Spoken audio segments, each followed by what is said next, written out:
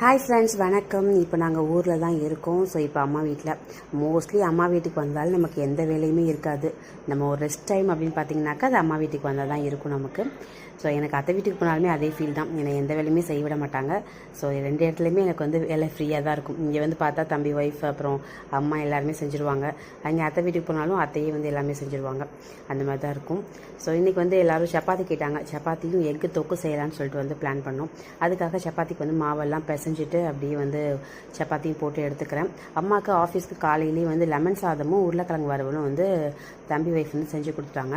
எங்களுக்கு வந்து கொஞ்சமாக தக்காளி தொக்கு செஞ்சோம். ஸோ ஃபஸ்ட்டு அவங்களுக்கு வந்து தக்காளி தொக்கு செஞ்சு கொஞ்சம் கொடுத்துட்டு அவங்களுக்கு, அதுக்கப்புறம் எங்களுக்கு அதிலே வந்து முட்டையை பொத்து ஊற்றி அப்படியே வந்து எக்கு தொக்கு மாதிரி செஞ்சு பார்த்தேன். அது வந்து என்னாச்சுன்னு பார்த்தீங்கன்னாக்கா எக்கு பொடி மாஸ் ஆகும்ல, அந்த மாதிரி ஆகிடுச்சு. ஸோ எல்லோரும் என்ன பண்ணோம், சப்பாத்திக்குள்ளே அப்படியே வந்து உள்ளே வச்சு ஸ்டஃப் மாதிரி வச்சு அப்படியே ரோல் பண்ணி எல்லாருமே சாப்பிட்டோம். ரொம்பவே சூப்பராக இருந்தது.